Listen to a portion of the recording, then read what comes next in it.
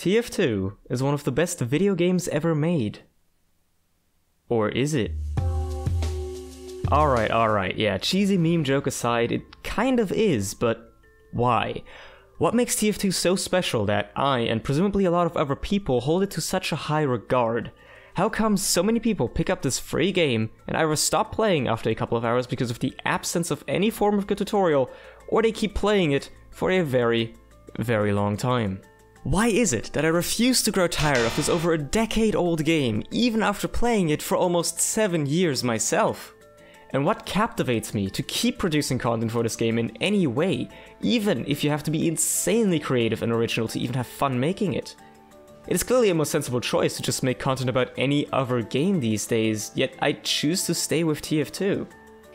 Let's answer all of these questions individually and in a little bit more detail, because looking deeper into the ideas behind them may prove intriguing. Allow me to preface this by stating that this is not really a sequel to the video I made last year with a very similar title, you know, the one that was just abhorrently made and a massive mess overall. Most of my opinions from back then still stand today, and I just don't feel like repeating myself. But if you feel like killing a couple of spare brain cells, then feel free to check out that video as well. Why is TF2 such a good game? I wouldn't be the first to tell you about it, so I'll keep it short. The tight movement, the good weapon feel, the simple baseline gameplay and mechanics that have a surprising amount of depth to them, the large variety of game modes and maps, an extremely high skill ceiling and endless amounts of customization, as well as immense community involvement. The list goes on and on, but that's not what this video is about. Fundamentally, TF2 is just an amazing game, even if it does have some more or less glaring issues in the modern times. For instance, the atrocious excuse for a tutorial that's trying to teach new players about the game, and not to mention that the default settings are still an absolute joke. And on top of that, the game is so poorly optimized that people literally crash while trying to play the in-game ranked matchmaking mode because of the graphical restrictions that are being forced upon their games. Valve's gamble of going with a more CPU-intensive engine did really not end up all that well, because playing a game like Terraria actually utilizes my graphics card more than TF2 does, and I'd argue Terraria isn't known for its particularly high-fidelity graphics. If you add on thousands of cosmetics and skins, the engine is brought down to its knees, and I'm actually really impressed that it's even held up this long. However, despite all of these issues, TF2 still holds up as a very baseline fun and good game, simply because of all the really clever design choices made back in development. The raw and mechanical nature of the gameplay just makes it stand out in comparison to more modern games. It's simply not an experience you can get anywhere else these days, and nothing really scratches the same itch for me. What I'm saying is I've probably just grown used to these issues at this point, and they don't really bother me anymore. I just put up with them. You do have to agree though, that it adds a certain feel to the game when you see an engineer putting on his body armor, despite Valve having tried to fix this particular bug about 5 times beforehand. Now, you could obviously argue that I've grown quite attached to this game, seeing as I essentially grew up with it. I've spent my entire teenage years playing mostly this little game, so naturally I'd connect quite a few special thoughts with it. Not to mention all the amazing people I've had the pleasure of becoming friends with over the years and experienced so many amazing things with. Why are you still so attached to the freaking game then, you nerd? That is a good question, and the answer really depends on what you play TF2 for, because it's such a versatile game. You can just play normal casual and enjoy a game in 12v12, or maybe even play on a community server with some custom maps, if those still exist, that is. Just a carefree environment where you just play the game with no compromises. Or you can be a massive tryhard, as they say, and play the game competitively, either with in-game ranked, which is actually somewhat playable now if you have a good enough computer, or on a third-party service of your choosing. I can highly recommend the TF2 Pro League by FACEIT if you've ever been interested in playing competitive TF2 more seriously and didn't feel like playing CTF Turbine against a team of free heavies. I've played it a bunch since its launch over here in Europe, and it's been some of the most fun I've ever had playing TF2, even though I tend to have some of the worst luck imaginable and just suck at the game. Now here's the fun part. If you're feeling more experimental, there are dozens upon dozens of community-made game modes and special maps that have something for everyone. You can improve and honor your skills in MGE, Jump, or Surf. Or maybe you just want to kick back, relax, and just play some Versus Saxon Hill, Jailbreak, or Death Run. Or maybe you just want to play a different game entirely, while not actually having to close TF2. The footage you're seeing right now is of a game mode known as Super Zombie Fortress. It's essentially just Left 4 Dead but in TF2, and it's an insanely well-made and ambitious community mod that you've probably never even heard of. Allow me to take you back a few years, back to when I was just a wee lad basically starting out to play TF2. There were tales carried through the wind of a wonderful and utopian land known as Slag Gaming, a land where memes flow fast and songs sing of wonderful adventures. Naturally, I was intrigued, and I was met with one of the most unique experiences that hooked me to the servers for 2 years straight. I met so many amazing people, and so many of those friendships persist until today, and it was just so much fun. And wait, I didn't even talk about what the servers offer yet, did I? Well, you could obviously play the aforementioned Super Zombie Fortress, but they actually had so much more in stock than just that. Their main servers actually ran a rotation of game modes where you would only end up playing one for about 30 minutes before being shoved into an entirely different, new, and yet again completely unique experience. They even had a shop system with in-server currency where you could buy skins, sounds, custom chat colors, etc. It was like its own mini-universe within the realm of TF2. Why am I even talking about this? Because clearly anybody that used to play on the servers back in the day, or was proactive enough to spend the last minute googling Slag Gaming because of my wonderful descriptions, has immediately found out that the servers do not exist anymore. Yes, that is very true. The owner, the extremely talented modder of Mecha the Slag, decided to shut down the servers a few years ago because he wanted to instead focus on creating his own game. One that actually released last year and was received quite well. But it is not time to fret just yet, as some of the community's old moderators and coders decided to take it upon themselves to rebuild the servers from the ground up and refurbish the old and broken plugins.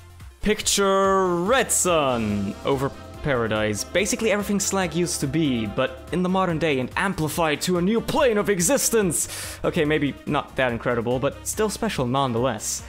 Now, I also know that they've already been around for quite a while now, actually. It's not like they're fresh off the press, but hey, I'm just telling a story here to just let me do my thing. Just come on, dude. It's fine. Just shut up, okay? Shut up and listen.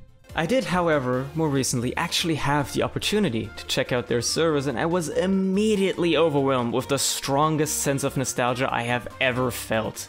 Playing on the same old maps and the same old game modes, many of which updated and overhauled, and even playing with some of the same old faces after all of these years just instantly lit up my eyes. Just imagining that someone could now again experience the same fun I once had was an amazing feeling. And that is why I encourage anybody that has ever wanted to try something new in TF2, something that goes way out of the line of a regular TF2 experience with a welcoming community and just great fun overall, go check out Red Sun. I promise you won't regret it. If you've ever started to feel bored of the normal old TF2 experience, it's a perfect fit. Alright, I've gone off on a massive tangent here, so I'll get it back to the topic. What this means in correlation is that the nearly endless amounts of ways that you can play or interact with TF2 are what makes the game so special to me. I didn't even mention the trading community or the SFM community earlier, for instance. They are just more great parts of this community. The amount of community involvement in this game is absolutely insane. While it's definitely a cliche thing to say that TF2 is a game that's driven entirely by its community, it's also the most fitting thing to say whenever my love for this game comes up. No other game even comes close to having the amount of user-generated content that TF2 has. And the best thing is that no matter which part of the community you belong to, and no matter how you choose to play the game, ultimately, we're all still part of the same wonderful world that is TF2. Even if some parts may or may not get along as well with one another, they are inevitably connected by the fact that they are still playing the same 10-year-old free game that is being almost entirely shafted by the company that owns it. And no matter what one's goals within this game are, whether it's just having fun, or trying to get good and play competitively, or trying to flip some money in trading, we're all connected by playing this very game. That is exactly why the Ready Up TF2 documentary that they showed at the Rewind 2 LAN a few months back hit so close to home. I would strongly recommend watching it if you haven't yet, by the way. It is extremely well made even if you don't care about competitive TF2. TF2's community is one of its most amazing traits. Sure, you'll find a bad apple occasionally, but they are so much less frequent than in other communities. Anybody that discredits TF2 for having a toxic community or for even being a dead game is simply ignoring all of the community efforts that are actually put into the game. I don't even expect TF2 to ever see massive surges in popularity again, nor do I really want it to, and I'm completely and fully aware that it will never pull any form of mainstream appeal again. And I'm completely okay with that. I know that anytime I'm bored I can just boot up TF2 and have a fun time, and even after all these years there are still new opportunities to discover within this game. Nearly endless possibilities. I can do essentially whatever I want, and there is simply no other game out there that allows me to do the same.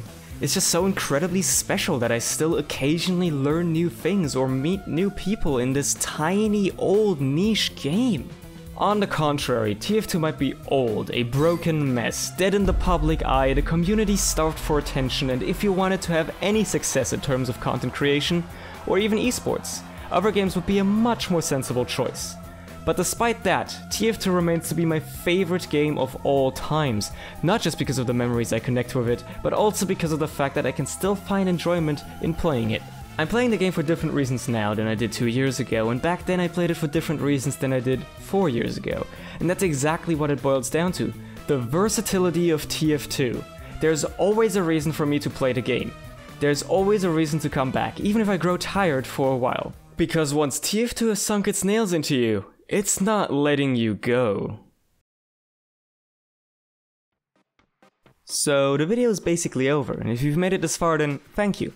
But I do want to mention one more thing before I send you off entirely, because as you've seen I talked about the community a whole bunch, and it would be a shame if I didn't mention that Blapperchico, the group that I happen to be a part of, are hosting a 24-hour charity livestream in favor of Child's Play like this coming weekend.